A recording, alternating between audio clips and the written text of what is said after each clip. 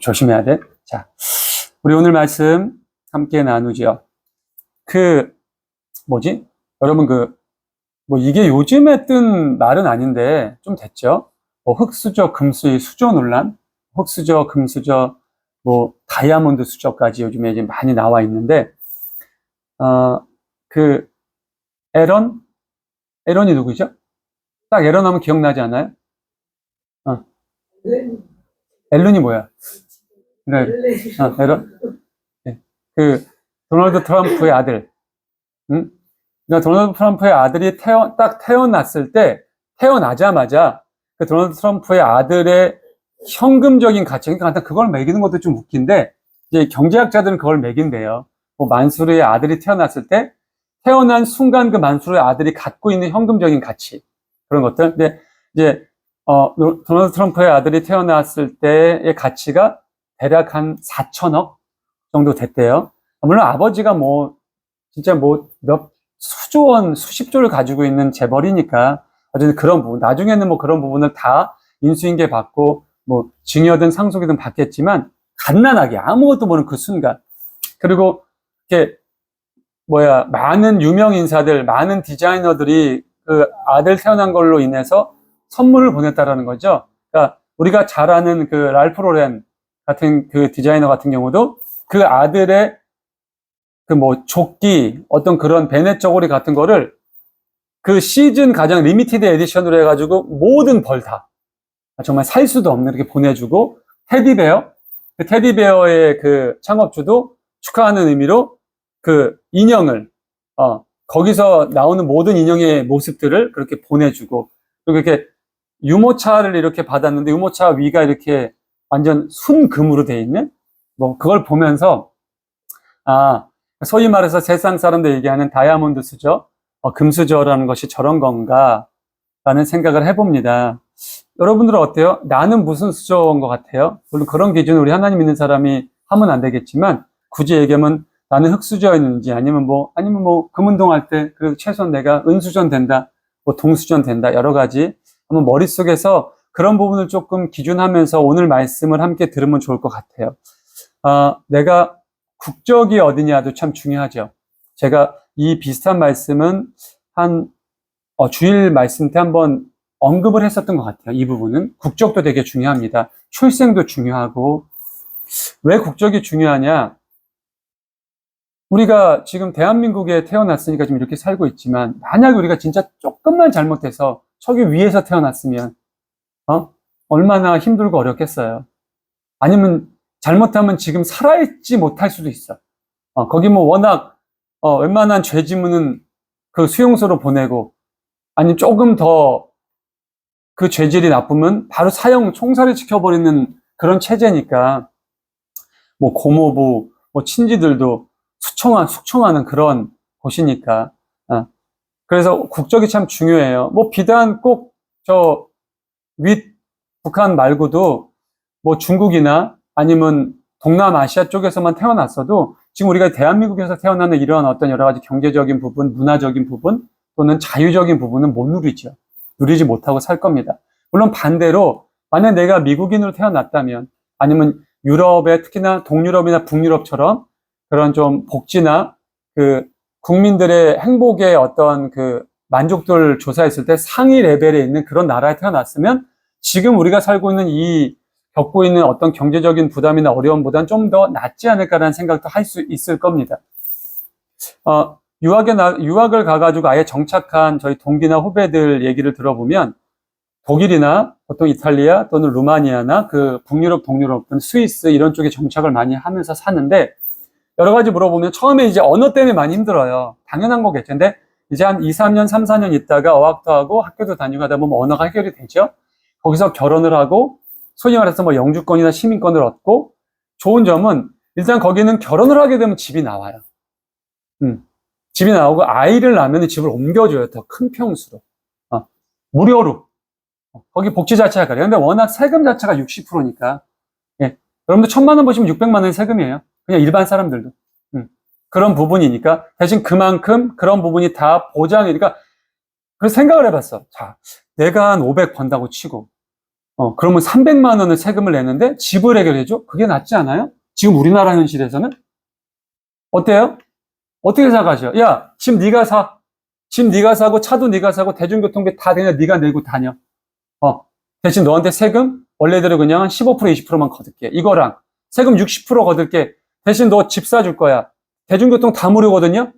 동유럽, 유럽은 지하철 뭐 이런 거 다 무료야. 택시 말고 이런 거 다 무료예요. 그리고 대학 등록금, 교육비 다 무료예요. 생각을 잘 해보셔야 되는 여러 가지. 조금 어긋나지만 그런 부분들. 자, 국빈이라는 국빈. 그래서 우리나라에서도 유학을 가서 학교가 합격하잖아요. 일을 할 수 없어요. 너 공부하러 하는데 왜 일을 해? 만약에 아르바이트나 이런 걸 하다가 발가게 되면요, 학교에서 잘려요.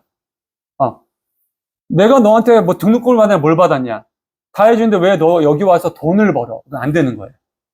그래서 돈을 벌려면 졸업도 하고 거기에서 돈을 벌 수 있는 비자도 바뀌고 이렇게 하면서 돈을 벌죠. 제 동기 중에 한 명은 지금 독일에서 아내와 함께 저희처럼 이런 음악 학원을 하고 있어요. 그런 여러 가지 생각을 해보죠. 조금 엇나갔는데 그런 어떤 국적, 출생 그런 부분으로 인해서 내가 뭐 어떤 수저다, 뭐 어떻게 태어났다, 내가 나의 성향이나 나의 어떤 여러 가지 기질은 대한민국이랑 안 맞는데 대한민국 입시 체계나 교육 체계나 대한민국 부모님의 어떠한 마인드들이랑 안 맞는데 내가 만약 미국에서 태어났다면 나는 좀 더 성공할 수 있었을 텐데 내가 만약 유럽에서 태어났으면 내가 정말 하고 싶은 꿈과 이상을 아무 어떤 조건 없이 펼치면서 살 수 있을 텐데 이런 생각들도 해보게 된다는 얘기죠. 제가 오늘 그 말씀을 왜 드리냐면 오늘 우리가 함께 만나본 이 욥기서의 이 욥이라는 인물 때문입니다. 욥이라는 인물은 오늘 나누진 않았지만 욥기 1장 1절에 보면 이렇게 표현돼요. 그러니까 욥이라는 동방의 큰 부자예요. 사실 이 욥이라는 인물이 실존하는 인물인지 아니면 가상의 인물인지 몰라요, 사실은. 근데 성경 말씀에 올라온 걸 보면 실존한 인물이라고 생각을 합니다. 그리고 동방의 최고 가는 부자였거든요. 그때 당시, 그러니까 욥이 살고 있었던 그 시대는 아라비안 나이트 여러분 아시죠? 그 동방이 전 세계의 가장 중심이었던 시대예요. 지금은 이제 미국이란 나라가 어떻게 보면 전 세계의 모든 경제, 뭐 무역, 그리고 뭐 이런 환율 또는 뭐 주가 또는 여러분들 우리 기름값 모든 걸 다 좌지우지하는 것이 미국의 어떤 경제의 지표가 됐지만 이 시대는 이 동방이 이 욥이 살고 있는 이 동방이 그런 어떤 역할을 하는 지역이라고 보시면 돼요. 근데 그 동방에서 가장 최고의 부자가 욥이었어요. 그럼 뭐 지금 미국으로 치면 한 일론 머스크 정도 되겠죠? 그가 지금 거의 요즘 친구들 우리 때는 그런 말을 썼거든요. 거의 원탑이에요. 원탑 일론 머스크가 그 정도 수준으로 보시면 될 것 같아요. 자녀들도 10명이나 있고 아내도 있고 비단 그뿐만 아니라 굉장히 존경받고 주변에서 많은 인정을 받았던 더 이상 인간으로 더 이상 올라갈 곳도 없고 모든 걸 이룬 인물. 근데 이 인물을 그뿐만 아니라 하나님조차 이 인물을 어떻게 표현했냐면 정직했고 성실했고 하나님도 온전하게 경외하고 그렇게 표현을 해요. 하나님조차도. 그러면서 사단이 왔을 때 야, 너 내 종 욥을 잘 살펴봤어? 걔처럼 나한테 신실하고 또 정직하고 나를 이렇게 경외하는 사람이 없지 않냐? 그래서 사단이 제안을 하죠. 뭐라고 제안해요? 하나님께서 욥을 그렇게 동방 최고의 부자로 만들어 주시고 아리따운 자녀들도 주시고 주변에서 존경도 받게 해주시고 그렇게 모든 것을 다 울타리를 쳐서 보호해 주시니까 당연한 거 아니냐? 지금이라도 하나님이 손을 들으셔서 그 모든 걸 뺏으시면 그가 바로 하나님을 욕하고 저주하고 불만을 토해낼 거다. 하나님께서 허락을 하시죠. 오케이, 내가 너한테 그걸 허락할게. 정말 하루아침 여러분 욥이 재산을 다 잃고 자식들도 다 죽고 모든 것을 잃어버린 게 무슨 1년, 2년 걸린 게 아니에요. 하루아침에 다 이루어지는 일이에요. 어떻게 보면 참 동화 같은 이야기죠. 그래서 야, 이야기가 진짜일까? 그냥 좀 약간 비유적인 얘기로 꾸미지 않았을까? 근데 아니에요, 여러분. 우리가 끔찍한 사고를 보면은 우리 며칠 전에 터키 호텔에서 그 리조트에서도 불이 났죠? 보셨어요? 그거 실시간? 터키 그 스키 타는 리조트에서 불이 났는데, 여기가 그 소방시설 이런, 우리, 이거 뭐지?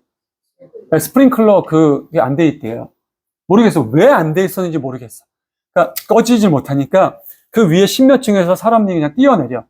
타 죽을 수는 없으니까. 그리고 그 커튼을 묶어서 내려오다가 놓쳐서 떨어지는 것이 막 실시간 그 영상에 나와요. 살기 위해서. 끝내는 뭐 거의 한 80명 가까이 사망을 했고, 여러분, 그 고난이나 어떤 풍파나 하나님이 마음을 먹고 또는 공중권세를 잡은 사단이 마음을 먹고 인간의 것을 뺏으려고 하면요, 하루도 안 걸려요. 순간적으로 다 뺏어갈 수 있어요. 좀 오래된 얘기지만 2000년 초반 그 아태 지역, 인도네시아 아태 지역에 쓰나미가 왔을 때 그 영화도 나왔죠. 그 쓰나미로 인해서 20만 명 이상이 죽거든요. 얼마 안 걸렸어요. 고작 그 쓰나미가 찍혀있는 영상이 있어요. 그 그러니까 해변에서 자기 핸드폰 카메라 찍던 사람이 그 쓰나미가 오는 게 찍힌 게 있어요. 그 속도가 정말 여러분 웬만한 영화에서도 표현할 수 없을 정도의 속도예요. 순식간에 벌어진 일이거든요. 그러면서 뭐가 바뀌었어요?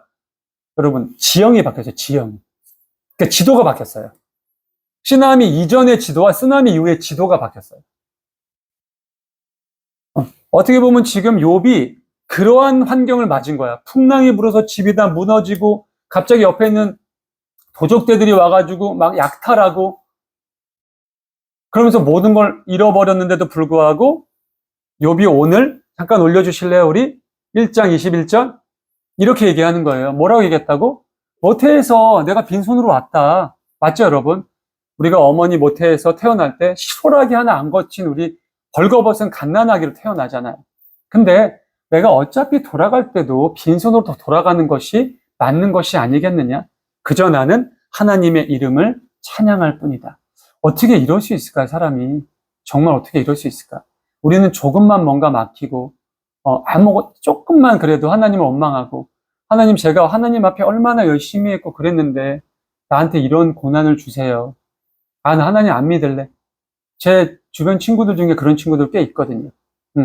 그러면서 가끔 통화를 하면은 여전히, 교회 안 나가야지 그러면, 나가야지 하면서, 어떤 그 예전에 받은 어떤 상처, 그런 기억들 때문에, 당연한 건 기준과 방향이 달랐으니까, 감히, 저도 마찬가지지만, 지금 이 시대에 살고 있는 모든, 신자들, 우리 크리스찬을 통틀어서 욥과 같은 믿음을 가진 자가 존재할 수 있을까? 그래서 욥이란 인물이 다시금 계속 반복되는 거야.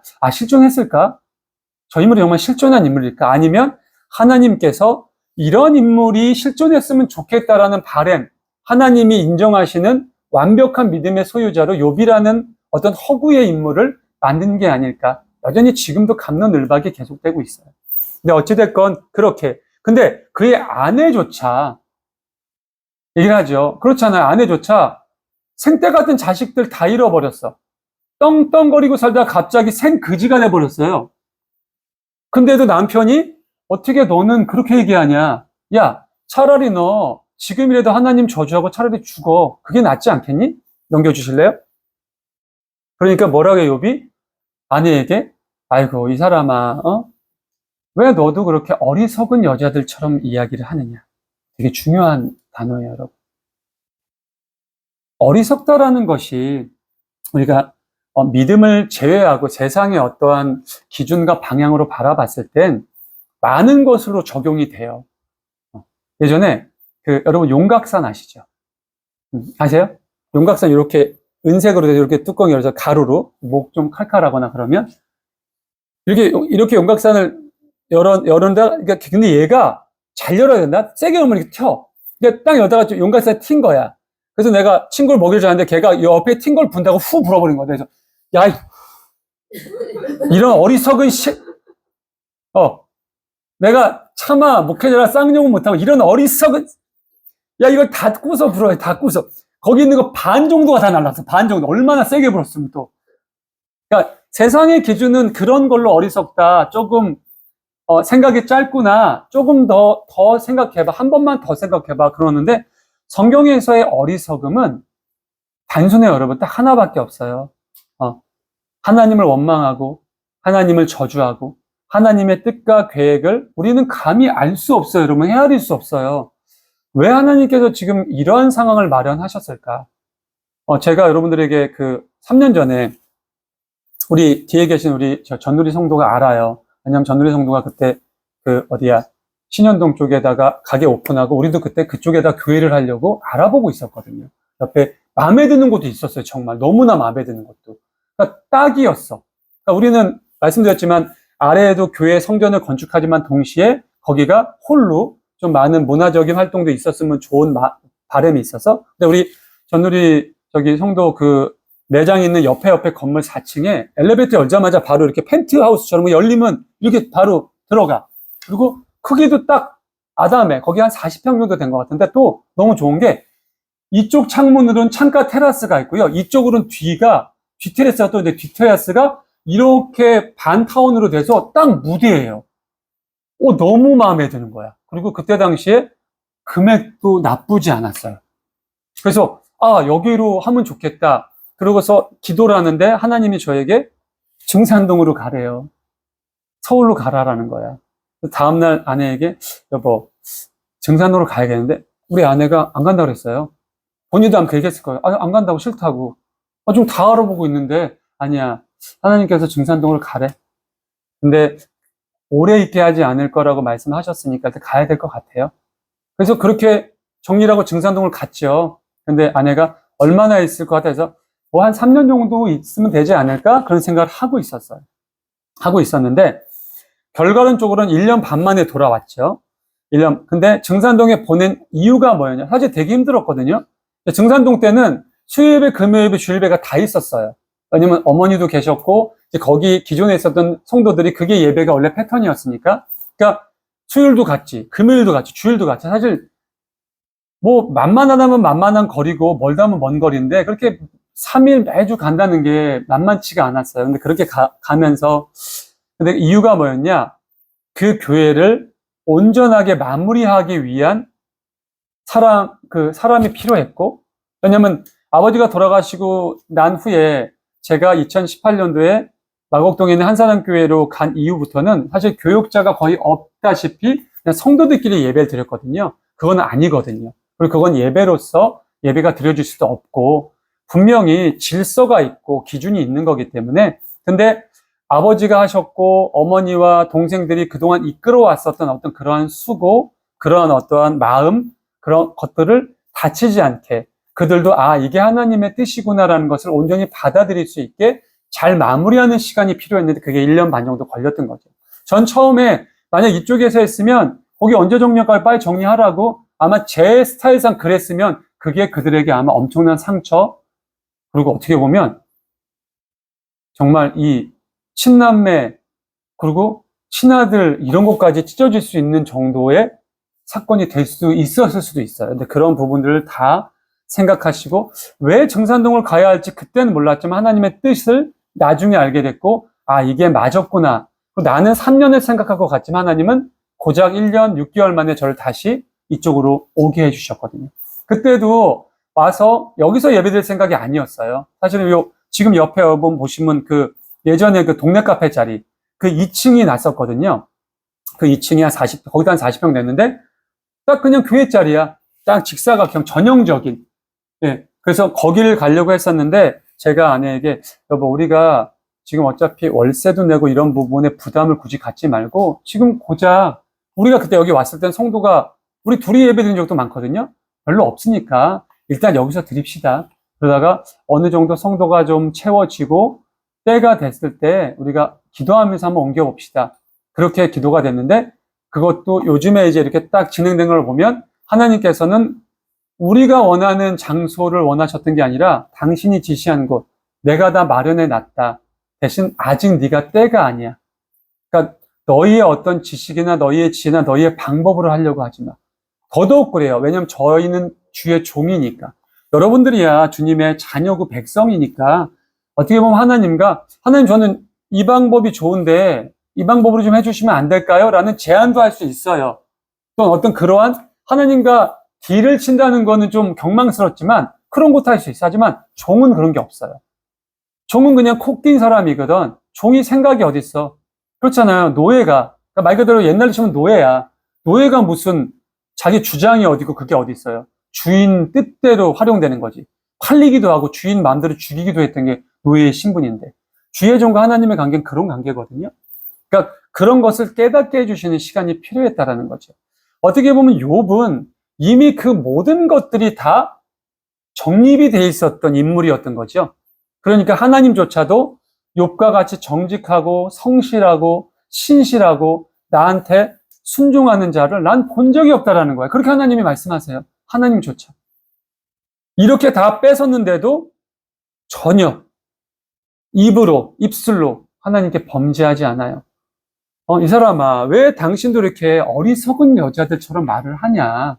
응? 우리에게 그동안 그 누릴 수 있는 정말 가히 전 세계 누구도 누리지 못한 최고의 자리, 최고의 부, 모든 것을 주신 분도 그분이신데 어찌 재앙도, 벌도, 어떠한 심판도 그분이 우리한테 내리지 말라라는 법이 어디 있느냐? 이 모든 것들도 하나님의 어떠한 큰 뜻이 있으실 것이고 계획이 있으실 거다라는 고백이죠. 이 이후에 우리가 말씀을 안 나누지만 여러분들 다 알고 계신 말씀이죠. 또 사단이 하나님 자리에 옵니다. 야, 너 봤지? 새끼야, 내가 뭐라 그랬어? 욥은 그런 애가 아니라니까. 네가 할 거 다 했고 다 뺏었지만 소위 말해서 오히려 욥의 신실된 믿음, 욥의 더 정직한 모습 재차 확인되는. 근데 사단이 또 하나, 하나님, 그게 아직 얘가 지가 살만해서 그렇다. 그의 건강을 한번 쳐보셔라. 그럼 분명 걔가 하나님을 원망할 거다. 하나님이 제안하죠. 오케이, 내가 건강도 너한테 맡길게. 다만 그의 생명은 건들지 마. 바로 사단이 가서 욥이 받은 그 건강적인 피해가 뭐였냐면 여러분, 성경에 고스란히 나오거든요. 돌로 이걸 박박 긁었다 그래요. 이 조물. 얼마나 간지럽으면 돌로 긁었을까요? 사실 돌로 긁으면 피가 나잖아요, 여러분. 그런데도 그렇게 온몸에 종기가 나서 멀리서 그러니까 욥의 소식을 듣고 욥을 위로하고자 온 친구들이 멀리서 욥을 보고 욥인지 못 알아봤대. 너무나 남루해서 그 모습이. 그래서 와서 그들도 눈물을 흘리고 옷을 찢고 막 그랬다라는 거예요. 이 시대에 내가 뭔가 크나큰 아픔을 당하고 크나큰 어떠한 정말 말로 표현할 수 없는 고난을 당하면 옷을 찢고 머리를 밀고 참회를 하는 어떤 그러한 문화가 있나 봐요. 그거는 사실 기독교적인 문화는 아니에요. 아마 이 시대 이 중동 쪽, 이 아라비아 그 민족들의 문화인 것 같아요. 그래서 그 요나가 니느웨에 가서 3일 후면 이 니느웨가 망한다라고 얘기했을 때도 왕이 베옷으로 갈아입고 아무것도 먹지 않고 머리를 헤쳐 푸르고 하나님 앞에 회개의 기도를 드리는 그런 어떤 모습들, 그런 표현들이 많이 나오죠. 욥이 그렇게 몸을 치고 다 했음에도 불구하고 끝까지 하나님 앞에 신실함을 잊지 않아요. 동방 최고의 부자, 한순간에 나락으로 떨어지지만 흠이 없고 정직하고 하나님을 경외하고 또 하나 있었어요. 악을 멀리한 사람. 이 네 가지로 욥이 정리되어 있어요. 흠이 없다, 정직하다, 하나님을 신실하게 경외했다, 또 악을 멀리했다. 흠이 없다. 흠이 없는 건 뭘까요, 여러분? 흠이 없다? 강동원처럼 생겼나? 좀 현빈 뭐 이렇게 그런 흠이 없다? 그런 게 아니겠죠? 정직하다? 되게 중요하죠. 정직이란 건. 정직이란 건 비단 뭐 하나님과 나 사이는 정직이다 거짓이다 할 수가 없어요. 우리가 하나님 어떻게 속여? 근데 인간과 인간 사이에서의 관계 속에서 정직하다라는 건 참 중요하죠. 처음에 그 정직이라는 것이 나에게 좀 손해를 주고 나의 희생을 좀 강요하고 세상이 그렇잖아요. 어떻게 하면 저 사람보다 내가 좀 이득을 더 취할까? 내가 법이라는 것이 허용하는 상황에서 좀 어때? 좀 인색하면 어때? 뭐 내가 조금 다들 이렇게 사는데 뭐 나라고 꼭 이렇게 순수하게 정직하게 살아야 돼. 근데 문제는 그렇게 사는 사람이 있다라는 거지. 그리고 상당히 아주 드물게 찾기 어려운 게 아니라 상당히 주변에 많이 있다라는 거죠. 어저께 제가 저희 동문들 모임이 있었어요. 저녁에 원래 동문들 모임이 있어서 이제 강남에 나갔는데 우리가 이제 중간 자리가 강남이에요. 저는 집이 인천이고 이제 몇몇들은 서울인데 이제 판교 저기 어디야 또 덕소 뭐 이런 데서 오는 친구도 있다 보니까 거의 중간 연대가 강남이에요. 강남에 만나가지고 이제 장안 닭갈비집 가서 닭갈비 먹고 나오는데 이제 계산하고 이제 나왔는데 뒤에 이제 저희 동기 중에 저는 동갑인 여자 동기가 있는데 그 동기가 나오더니 나에게 무슨 버버리 요만한 버버리 파우치 버버리를 딱 주는 거예요. 왜 나 왜 줘? 내 거 아닌데? 주인이 내 건지 알고 줬대. 내 거 아니야. 그래서 이걸 왜 준 거야? 그러더니 갖다 주고 이거 들어갔죠. 들어가다가 궁금하잖아. 궁금하니까 안을 좀 살짝 봤어. 오, 현금도 한 이 정도가 있고요. 안에 사실은 어떻게 보면 이거 같아. 갔는데 중요한 게 뭐냐면 우리 원래 자리에 전에 있었던 사람이 놓고 간 것 같은데 이 사람이 지금 어디다 놨는지도 모르는 것 같아. 왜냐면 벌써 왔어야 되잖아요. 우리가 앉아서 밥을 먹고 나왔는데. 근데 그 사람은 우리 건 줄 알고 갖다 준 거고 제 친구는 내 건 줄 알고 날 준 거야, 당연히. 나 빈손으로 왔는데? 근데 가면서 둘이서 신기해서 봤더니 야, 뭐 이런 걸 놓고서 안 찾으러 와? 갖다 줬죠. 안에 아이팟도 있고 거의 최신 버전 아이팟도 이렇게 있어. 그리고 일단 파우치 자체도 워낙 비싼 거예요. 버버리 오리지널 같더라고요. 근데 갖다 주면서 나오면서 이제 우리 친구랑 야, 금액이 크긴 컸다. 서로 이런 얘기하면서 사실은 그렇잖아요. 세상이라는 게 우리나라가 이제 유튜브 짤 같은 거 보면 외국 사람들이 우리나라를 보고 놀라는 게 카페나 음식점에서 이런 뭐 태블릿이나 노트북이나 핸드폰을 놓고 화장실 가도 안 없어지는 거. 외국은 여러분 진짜 그냥 없어져요. 그러니까 동문들 얘기 들어보면 이탈리아에 유학 갔을 때 이렇게 지하철 타고 왔는데 뭐가 손이 쑥 들어온대. 쑥 들어온대 그냥. 히피족들 이런 사람들이 그냥 훔쳐가는 거야. 대놓고. 우리나라 소매치기처럼 모르게 훔쳐가는 것도 아니야. 그래서 절대로 가방이나 여권을 뒤로 매면 안 된대요. 그게 필수래. 가이드도 설명해 주네요. 여러분, 지금 여권 가방 앞으로 매세요. 앞으로 매세요, 무조건. 뒤로 매는 순간 그냥 다 가져가요. 그냥 대놓고. 카페 음식점이 이런 걸 놓는다는 건 상상을 할 수가 없대, 상상을. 놓고 잠깐 가는 순간 다 사라진대. 네. 그래도 우리나라는 좀 그런 부분이 좀 살만하죠? 어떻게 보면은, 근데 우리나라도 여러분, 그런 부분이, 이런 부분이 정착한 게 그렇게 오래 안 됐어요. 예지가 그렇게 오래 안 됐다? 나 어렸을 때만 하더라도 없어졌어. 나 어렸을 때는 그런 시대였어요. 우리나라의 어떠한 좀 국민의 국민성의 어떤 수준도 이 경제가 발전하고 하면서 높아진 거지. 우리 어렸을 때 그랬거든요. 우리 어렸을 때, 여러분, 땅끄지? 알아, 땅끄지? 우리 지영 씨까지는 알구나. 땅끄지. 모르지? 처음 들어봤지요. 우리 땐 땅끄지들이 있었어. 밖에 나가면 땅끄지가 많았어.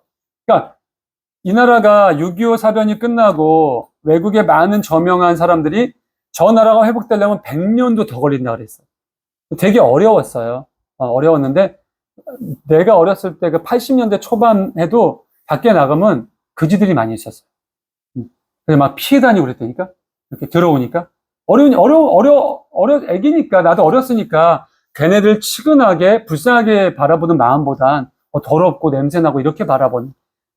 골목 하나 들어가면은 주변에 이렇게 있었어요. 그리고 나병 환자. 그러니까, 성경세계는 문둥병 환자들도 동네에 한두 명씩 있었어. 숨어 있었어. 막 이렇게 숨어 있어. 근데 내가 어떻게 하냐면, 아버지가 거기 이렇게 명절이 이렇게 되면 찾아가서 뭐 드리고 봉사했었어. 난 그 냄새를 맡아봤거든요. 지금도 상상하고 싶지도 않아. 네. 그런 시절이 있었어요. 불과 몇 년 안 돼. 한 3, 40년 전밖에 안 돼. 근데 그 시간 동안 너무나 많이 근데 물론 그런 게 발전했다고 해서 국민성이 발전하지는 않고 그게 우리나라 어떤 국민성인 것 같긴 해요. 근데 어찌됐건 흠이 없다, 정직하다라는 것은 그런 것을 좀 드러내는 것 같고, 근데 이 두 개가 참 어려워. 내가 떳떳하게 세상적으로 내가 사업을 하건 직장을 다니건 내가 취미생활을 하건 어떤 동아리를 하건 세상 사람들을 만날 때 내가 참 흠이 없고 정직하다는 소리를 듣고 있을 수 있어요. 여기 계신 모든 분들이. 근데 문제는 내가 하나님을 경외하고 있는지, 그리고 동시에 내가 악을 멀리하고 있는지. 여러분 볼게요. 이 두 개는 서로 상호 의존적이면서 동시에 보존적인 거거든요. 자, 하나님을 경외하게 되면 악은 멀리하게 될 수밖에 없어요. 하나님을 경외하는데 악을 가까이에 있을 수 없는 일이에요. 될 수가 없어요. 제가 요 말씀 하나 드릴게요. 제 중마고가 6명이에요. 6명 중에 저를 포함한 4명은 초등학교 때부터 친구예요. 2명은 중학교 때 같은 반. 중학교 3학년 때 같은 반이 딱 돼서 지금까지 30년, 40년 친구가 된 친구들인데, 그 친구들 중에 한 명이 저한테 전도를 먼저 받고 저보다 먼저 신학을 했어요. 신학을 하고, 이제 제가 2016년도에 신대원을 입학하는 그때, 저희 친구들이 너무 웃긴 게 매주 만나, 매주 주일날. 우리 예배 끝나면 상암동에서, 어디에 다 그 근처에서 살았거든요. 제가 이제, 서대문구 남가저동에 살았고, 한 친구는 상암동 쪽에 살았고, 한 친구는 또 북가자동, 다 서대문 마포 은평구에 살아요. 그래서 중간 지점이 상암동에서 만났는데, 만나면 언제나 노는 게 똑같아요. 당구 치고, 맥주 마시고, 또 이제 2차 가고, 그날 좀 체력이 남으면 노래방도 가고, 아니면 그때쯤 흩어지고. 근데 그때 당시에 이제 순복음교회에서 전도사로 활동하고 있었던 저보다 먼저 목회를 시작한 친구가, 그날도, 그 친구는 언제나 왜냐면 예배 끝나면 오니까 늘 양복을 입고 있어. 우리는 편하게 옷을 입고 있는데. 와서 그날따라 다른 게, 제가 언제나 그 친구를 집에 데려다 주거든요. 그 친구랑 저는 술을 안 먹어요. 나머지 4명은 거의 곤드레 만들어서 집에 가고. 그럼 제가 그 친구를 집에 데려다 주고 오는데, 그날도 여념없이 딱 데려다 주는데, 이 친구가 그래요, 저한테. 흥기라, 너 이제 신학대학원 들어간 거면 이제 온전하게 목회 쪽으로 가기로 마음을 먹은 거야. 근데 사실 내가 그때는 그 대답은 못했어요. 왜냐면 여러분들 말씀드렸지만, 저는 신학을 하면서도, 아니야, 보내주실 거야. 다른 목회자를. 나는 아니야, 자격도 없고. 그렇기 때문에, 그렇지, 했지만, 그러면 이제 너도 이제 친구들 만나서 그 어떤 죄악들, 그런 것들 좀 삼가하고, 음란한 것도 좀 그만 보고, 사실 남자친구 다 아니까. 그러면서, 이제 나는 네가 온전하게 신학하니까 내가 좀 마음이 좀 편해졌다. 처음에 그게 무슨 얘기인지 몰랐어요, 저는. 근데 정확히 바로 다음날 월요일이야. 우리 친구 중에 한 명이, 이 친구가 되게 정이 많은 친구라, 이 친구가 평소에도 저한테도 전화 2-3번, 그 친구한테 2-3번, 나머지 친구들한테 맨날 전화를 돌리는 친구예요. 점심 먹었어? 먹었어. 이렇게. 근데 그날도 이 친구한테 전화를 했더니 이 친구가 그러더래요. 야, 누구누구야. 전화하지 마. 그러더래요. 모르게 쓸데없는 전화를 이렇게 자주 하냐고. 전화하지 말고, 뭔가 정말 전화할 만한 용건, 어떤 게 있을 때 전화하고, 그리고 난 이제 다음 주부터는 주중 만나는 거 안 나갈 거야. 이제 니들이 만나든 안 만나든 니들 결정하고, 그러니까 명절이나 생일 때 나갈게. 근데 저한테 전화가 왔어요. 그러니까 이제 터진 거야. 육두문자가. 이라면서 하면서, 왜 이러냐고 얘기하니까 내가 그래서 걔가 그렇게 얘기해. 그래? 좀 지켜봐 보자. 왜 뭔가 마음의 심경의 변화가 있는지. 근데 그 다음 주인가 또 전화했는데, 그날 전화를 받더니 그러더래. 친구한테. 내가 왜 그러냐면 누구누구야. 사실 난 이제 이미 오래됐대. 우리 친구들 같이 함께 노는 게 싫어진 게. 오래됐는데 내가 왜 같이 있었냐면 딱 7년이었어요. 저도 알고 볼 때 7년. 자기가 7년 동안 제가 그 친구가 한 걸 알아요. 우리 친구들 사이에 나오면 하나님을 전하려고 했고, 그런 거를 인도하려고 했고, 친구들의 영혼들을 사랑해서 너희들도 내가 지금 느끼고 있는 이 하나님 안에서의 기쁨, 이 어떠한 평안함을 느끼길 원했고, 그리고 그 친구가 나한테도 불만이, 형규라, 네가 좀 도와줬어야 되는 거 아니니? 왜 너는? 그랬는데 얘가 딱 그날이, 저한테 얘기한 그날이 7년째 되는 날이었고, 성경에 나오죠, 여러분? 신발에 묻은 흙까지 떨어내라고, 신발에 있는 흙까지 떨어낸 거예요. 본인이. 그리고 본인은 그래서 그때 전화로, 나 지금 우리 교회 청년들이랑 있는데, 누구야, 나는 이제 이런 만남이 좋아. 나 너희들 이제 그 만남이 난 너무 싫어. 이미 싫은 지가 너무너무 오래됐어. 근데 나는 너희들을 위해서 나갔고, 내 사랑하는 친구, 내 중마고도 한 영혼이라도 더 구원하고 싶어 나갔는데, 그런 얘기를 하면서, 나한테 전화 와서 그러는 거야, 내 친구가. 아니, 왜 꼭 그래야만 되니? 형길아, 아니, 하나님 믿는 거 그래야 되는 거야? 너는 안 그러잖아. 근데 제가 그랬죠. 그 친구한테. 근데 누구누구야, 사실은 그 친구가 그러는 게 맞아. 그리고 나도 언젠가는 그 길을 갈 건데, 내가 그러면 나는 더하면 더하지 덜하지 않을 거야. 응, 가자. 제가 그 얘기를 했었어요. 그런 얘기를 하고서, 그렇게 시간이 지나고, 너무나 신기한 게, 제가 결혼을 하면서 그 모든 중마고우들과 끊어졌어요. 왜 끊어졌냐면, 결혼 후에 2번 만났거든요. 저는 그냥 2번 만나는 그 순간, 이게 너무 안 맞는 거야.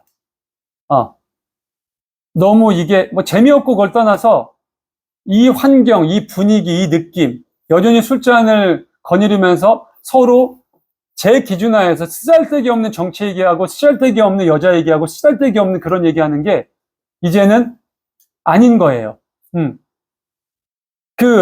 먼저 교육자가 된 그 친구는 이미 수년 전에 그걸 느꼈고, 참고, 그래서 내 친구들 전도하려고. 근데 내가 목회라고 했으니까, 이제 형들아, 너한테 맡길게. 난 이제 그만, 스톱.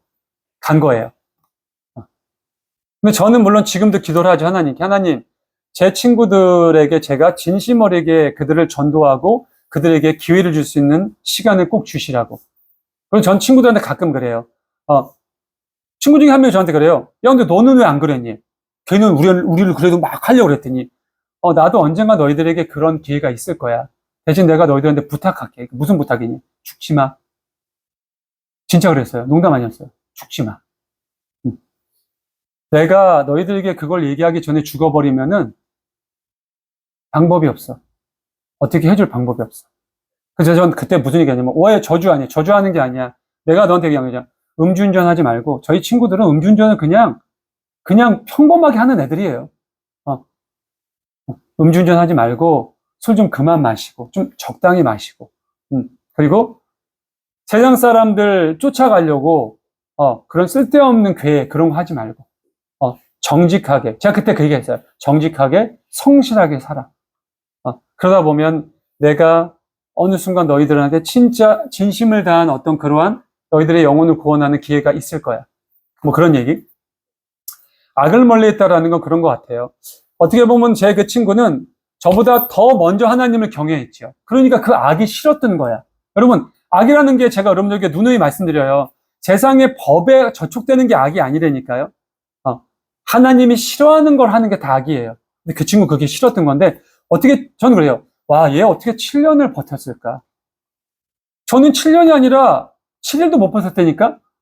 딱 그렇게 한사람교회에 가서 하나님을 온전하게 경외하는 방향으로 방향성을 바꾸고, 저 사람과 결혼을 하고, 목회를 온전하게 하겠다고 마음을 바꾼 후에, 그 다음에 간만에 만났는데, 거기를 못 있겠는 거야, 그 자리를. 못 있겠는 거야. 그래서 1차 제가 계산하고, 야, 나 먼저 갈게. 애들, 왜 가? 노래방 갈 건데, 니들끼리 가. 그래서 전부터 했죠. 야, 나 결혼했어. 노래방을 가. 니들끼리 가라고. 그리고 이제 왔어요. 영종도에서 만났는데. 그 다음에는 못 만나겠는 거예요, 친구들을. 저도 저는 원래 연락을 좀 잘 안 했지만, 친구들도 그런 분위기를 알았는지 연락을 잘 안 해요.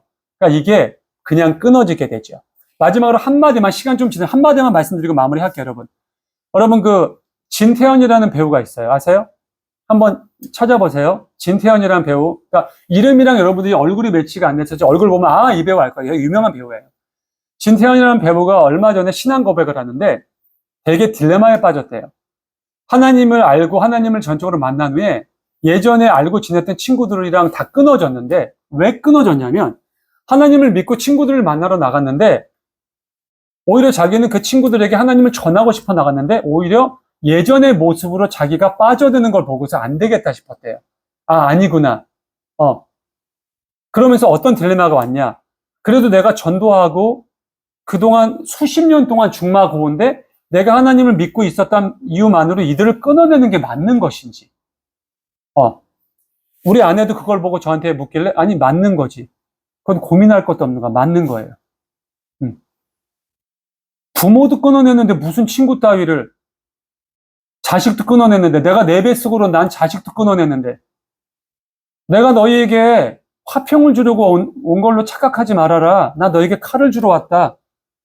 아버지와 아들을 끊어놓고, 엄마와 딸을 끊어놓고, 친구와 친구의 사이를 끊어놓으러 왔다고. 왜 끊어놔요? 뭘로 끊는 거야? 뭘로부터? 악으로부터. 너희들의 관계가 그동안 악한 관계였기 때문에 그 악으로부터 끊어놓기 왔다라는 거죠. 욥은 흠이 없었어요. 정직했어요. 이것은 하나님이 보기에도 그랬지만 세상 사람들의 평가 속에. 근데 하나님이 봤을 때도 얘는 악을 멀리했어. 나를 경외하는 자였어. 그래서 어떻게 돼요, 여러분? 마지막엔 다 회복되죠? 전보다 2배의 재산을 얻어요. 도대체 전보다 2배의 재산을 얻었으면 얼마나 얻은 거야? 그 전에 망하기 전에도 동방 최고의 부자였는데, 그리고 더 많은 아들, 딸 주셨는데, 동방에서 욥의 아들, 딸보다 잘생기고 멋있고 이쁜 사람이 없을 정도로 그런 복을 주시죠. 근데 여러분 더 엄청난 건 뭔지 아세요, 여러분? 아내도 함께 있었다. 아내가 떠났다고 생각하는데 떠나지 않았어요. 욥의 아내도 끝까지 욥의 곁에 있었다라는 거죠. 왜일까요? 여러분, 누가 뭐라도 부창부수예요. 솔직히 여러분, 저 이 말 싫거든요? 생긴 대로 논다? 그 밥에 그 나물이다? 어쩔 수 없어요, 여러분. 내 남편 왜 그럴까요? 내 부인이 왜 그럴까? 내가 왜 저런 여자 만났을까? 네가 그런 사람이기 때문에 그런 여자를 만난 거고, 네가 그런 사람이기 때문에 그런 친구들과 노는 거야. 여기서 이 사랑하는 내 아내야. 제가 그럴게요. 사랑하는 우리 혜경 씨. 왜 당신이 이렇게 어리석은 여자들처럼 얘기해? 그건 욥의 기준이야, 여러분. 어리석은 여자가 아니었어요, 여러분. 아내도 너무나 지금 이 상황이 답답하고 내 남편이 겪고 있는 저 아픔이 너무 힘든데 당신 언제까지 그렇게? 어떻게 보면 여러분 이게 사단의 꼬임의 또 다른 시험일 수도 있었어요. 근데 욥은 거기에 무너지지 않았다라는 거고 그런 남편의 욥의 모습을 보고 옆에 아내도 끝까지 지켰다라는 거야. 그렇게 되면 그 가정이 다시 설 수 있었고 그 힘들고 어려운 고난 중에서도 하나님의 복을 받을 수 있었다라는 거죠. 사랑하는 성도 여러분, 하나님을 경외한다는 것은 중요합니다. 그러기 전에 뭘 먼저 하시냐면 하나님을 경외하는 게 뭐예요? 모르겠어요. 여러분, 악을 끊어내세요. 그게 하나님을 경외하는 거예요. 내가 지금 갖고 있는 악이 무엇인지를 판단해 보세요. 관계 속에서도 있을 것이고 나의 생각 속에서도 있을 것이고 여러 가지 많은 부분들이 있을 겁니다. 그것을 과감하게 끊어내세요. 너무 아플 수 있어요. 도려내기 싫은데 같이 갖고 가고 싶은데 아니 도려내세요. 종기를 끝끝내 도려내지 못하면 나중에는 정말 우리 속담에 있잖아요, 여러분. 호미로 막을 거 가래로도 못 막는다고. 그런 경우가 생겨요. 끊어낼 수 있을 때 끊어내세요. 그거에 하나님을 경외하는 첫 번째 발걸음이에요. 그랬을 때 하나님이 우리에게 정말 우리가 감히 상상조차 할 수 없는, 우리가 감히 가늠조차 할 수 없는 복과 은혜를 준비하고 계시다니까. 지난주에 말씀드렸잖아요. 이렇게 갖고 계시다고. 주고 싶은데 지금 줄 수가 없는 거라고. 왜냐하면 지금 내가 너희에게 복을 주면 너희는 타락해. 내가 복을 주어도 너희가 그것을 나누고 그것을 감사함으로 받고 더욱더 나를 경외할 수 있을 그때 주겠다는 거야, 하나님은. 엄청난 복을 가지고 계신 거예요. 잊지 마세요. 그리고 우리 사랑하는 하나님과 동행하는 모든 성도들은 전 그 복을 다 받았으면 좋겠어요. 다 누렸으면 좋겠어요. 그런 모든 우리 성도들 되실 수 있기를 간절히 축원합니다. 기도하겠습니다. 하나님 감사합니다. 오늘도 귀한 말씀 속에서 저희